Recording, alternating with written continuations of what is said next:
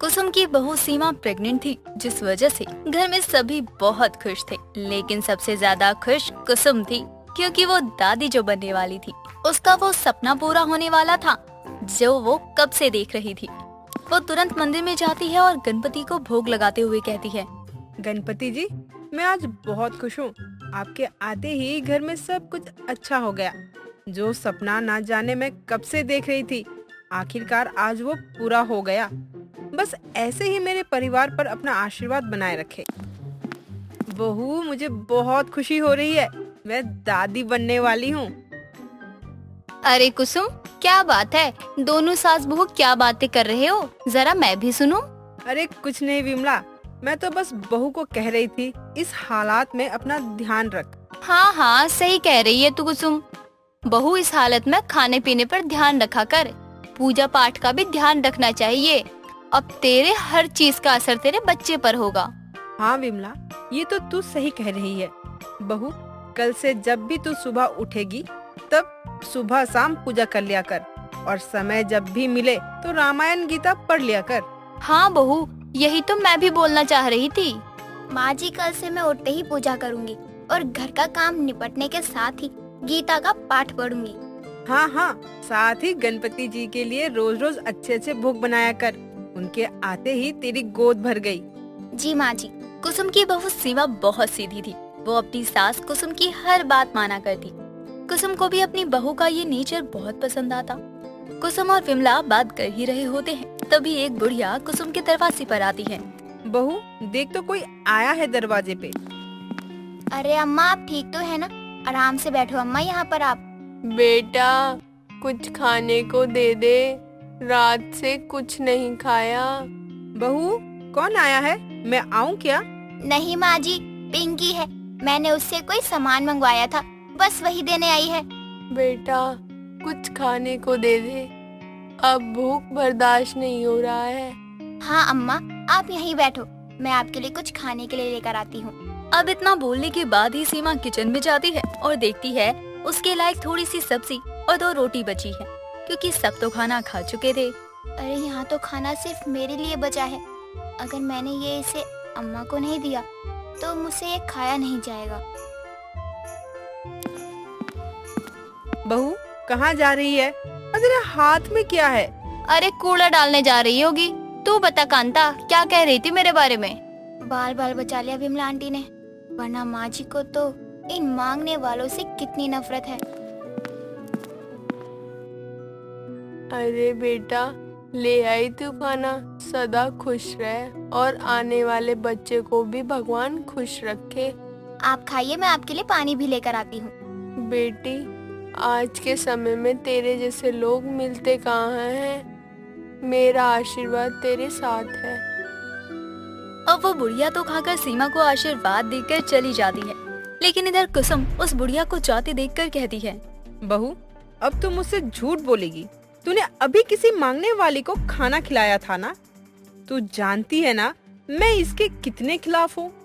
वो माँ जी, मैंने उन्हें खाना इसलिए दिया क्योंकि उनसे चला भी नहीं जा रहा था। वो बहुत असहाय थी। साथ ही अभी गणेश भगवान के दिन चल रहे हैं, पता नहीं वो किसका रूप धारण करके हमें आशीर्वाद देने आ जाए। मुझे ज्यादा घुमाने की कोशिश मत कर।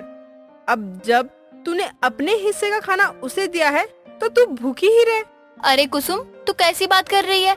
उसने कितने पुण्य का काम किया है। किसी भूखे को अपने हिस्से का खाना खिलाकर भगवान कब कहाँ किस रूप में दर्शन दे जाए कोई नहीं जानता। तेरी बहू सही कर रही है। तू तो जानती है विमला, मुझे इस गरीबों और भिखारियों से कितनी दिक्कत होती है। माँ जी, आपको जितना सुनाना है आप मुझे उतना सुना लीजिए, लेकिन वो भूखी थी और मुझसे उन्हें भूखा देखा नहीं गया। ठीक है, अब जा, खुद भी कुछ बनाकर खा ले। सीमा ने तो उस भूखी बुढ़िया को अपने हिस्से का खाना खिलाया, लेकिन कुसुम को ये पसंद नहीं आया। पर सच तो ये है कि बड़े पुण्य का काम किया था उसने। अब सीमा अपने खाने के लिए खाना बनाती है और फिर खाती है। अब अगली सुबह करीब 5 बजे घंटी की आवाज सुनकर कुसुम, अरे सुबह सुबह कौन पुजारी ने जन्म ले लिया? क्यों नहीं ये मोहल्ले वाले मुझे सोने देते? लगता है अब मुझे उठकर ही देखना होगा कि आखिर कौन है जो सुबह सुबह पूजा पाठ कर रहा है। अभी तो ठीक से दिन की शुरुआत भी नहीं हुई है और ये घंटी की शोर। घंटी की आवाज सुनकर कुसुम बाहर आती है और अपनी बहू को आरती गाकर पूजा करते हुए देखती है। अरे रे रे, नजर ना लगे मेरी बहू को। देखो तो कितनी प्यारी लग रही है पूजा पाठ करते हुए, वो भी सुबह सुबह। माँ जी लीजिए प्रसाद। और आप आज जल्दी नहीं उठ गई? बहू, पहले प्रसाद तू खाना। मैं तो तेरी जैसी बहू पाकर बहुत खुश हूँ। माँ जी, आपने कहा था ना कि पूजा पाठ करने से बच्चे पर अच्छा प्रभाव पड़ता है, तो मैंने सोचा क्यों ना आज से पूजा भी की जाए। हाँ बहू, अच्छा किया। लेकिन अब मुझे नींद आ रही है, तुझे आराम करना है तो कर ले, अभी सुबह होने में समय है। माँ जी, मैं सोच रही हूँ गणपति जी का पाठ कर लेती हूँ और समय मिला तो रामायण भी पढ़ लूंगी। जैसी तेरी मर्जी। मैं तुझे जल्दी ही सिद्धि विनायक के दर्शन करवाने ले जाऊंगी और वहाँ तेरे हाथों से भोग चढ़ाऊंगी। कुसुम वहाँ से चली जाती है। समय बीतता है और देखते ही देखते सीमा का 9वां महीना लग जाता है, लेकिन कुसुम उसे सिद्धि विनायक मंदिर नहीं ले जा पाती। एक दिन वो घर का सारा काम खत्म करके हॉल में बैठी होती है, तभी विमला का आना होता है। सदा खुश रह बहू, और आने वाला बच्चा भी स्वस्थ और गणपति के आशीर्वाद से तुझे ढेर सारी खुशियाँ मिले। हाँ हाँ विमला, मेरे पोते को ढेर सारा आशीर्वाद दे। पोता ही क्यों कुसुम, पोती नहीं चाहिए क्या? अब तो बेटू से ज्यादा बेटियां ही अपने माँ बाप से लेकर देश तक का नाम रोशन कर रही है। लेकिन विमला, मैं तो चाहती हूँ कि बहू का पहला बच्चा लड़का ही हो, उसके बाद पोती भी हुई तो ठीक है। लेकिन कुसुम, तो अपनी बहू से भी तो पूछ ले कि उसे लड़का चाहिए या लड़की। मुझे तो बच्चे चाहिए, लड़का हो या लड़की, मुझे दोनों में ही खुशी मिलेगी। बहू, अब तेरे कहने से क्या होगा? मैं तो चाहती हूँ बस एक पोता हो जाए, फिर किसी चीज की कोई कमी ना रह जाएगी। ये बात मेरे भी समझ नहीं आई कुसुम, तू चाहती क्या है? चल छोड़, मुझे बहुत काम है आज, मैं चलती हूँ। सीमा की प्रेगनेंसी को 9वां महीना चल रहा था और जल्द ही कुसुम के घर नन्हा मेहमान आने वाला था। अब अगली सुबह रोज की तरह सीमा पूजा करने के बाद ही अपनी सास कुसुम के पैर छूती और कुसुम भी अपनी बहू को आशीर्वाद देते हुए कहती है, बस बहू, एक पोता दे दे, बस एक पोता, और सदा खुश रहे। माँ जी के मन में ना जाने ये लड़का और लड़की का भेदभाव क्यों ही आ जाता है। माँ जी की आदत मुझे भी नहीं पसंद है, ना जाने माँ जी ने पोता पोता क्यों लगा रखा है। अब देर रात सीमा को पेन होने लगता है और उसे हॉस्पिटल ले जाया जाता है, लेकिन डॉक्टर सीमा के ऑपरेशन से बच्चे के होने की बात कहते हैं। देखिए, इनकी जान को खतरा है, अगर ऑपरेशन नहीं किया गया तो इनकी जान को खतरा हो सकता है। डॉक्टर साहब, मुझे दोनों ही सही सलामत चाहिए। हम अपनी तरफ से कोशिश कर ही रहे हैं, बस आप इस फॉर्म पे साइन कर दीजिए। अब कुसुम फॉर्म पर साइन तो कर देती है, जहाँ कुछ समय बाद पता चलता है कि सीमा ने एक सुंदर से बेटे को जन्म दिया है। अरे मेरा लाल कितना सुंदर है, बिल्कुल अपने पिता पर गया है। अरे कुसुम, मुझे भी देखने दे। अरे बिल्कुल अपने बाप पर गया है, कितना सुंदर है। वैसे कुसुम, तेरा तो दिल खुश हो गया होगा। हाँ हाँ, मुझे तो पोता ही चाहिए था, और देख, माता रानी के आशीर्वाद से मुझे पोता ही हुआ है। कुसुम जैसा चाहती थी वैसा होता भी है। अब 2-3 दिन बाद ही सीमा घर आ जाती है, हालांकि अभी वो ठीक नहीं थी। बहू, आज मैं बहुत खुश हूँ। गणपति जी के आशीर्वाद से घर में जो खुशियाँ आई है, उससे घर की रौनक और भी ज्यादा बढ़ गई है। लेकिन बहू, तू तो मरते मरते बची है।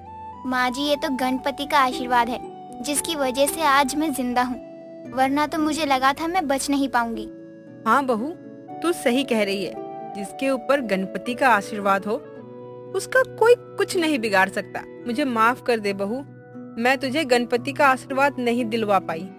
माँ जी, आप दिल छोटा मत करिए, मुझे गणपति जी का आशीर्वाद मिल गया है। लेकिन बहू, वो कैसे? मैं तो तुझे सिद्धि विनायक मंदिर ले ही नहीं गई। माँ जी, भगवान ये थोड़ी ना कहते हैं कि मेरे मंदिर आओ तभी मैं तुम्हें आशीर्वाद दूंगा। जब मुझे लगा कि आप मुझे मंदिर नहीं ले जा पाओगी, तो मैंने विमला आंटी के हाथों मंदिर के लिए भोग बना दिया था। वो आशीर्वाद के तौर पर मेरे लिए गणपति का लॉकेट भी ले आई थी, जिसे मैं हमेशा पहन कर रखती हूँ। ये देखिए। अपनी बहू की समझदारी देखकर कुसुम बहुत खुश हो जाती है और इस तरह से कुसुम की मन्नत भी पूरी होती है। सीमा को गणपति का आशीर्वाद भी मिल जाता है, जिससे सब मंगल हो जाता है।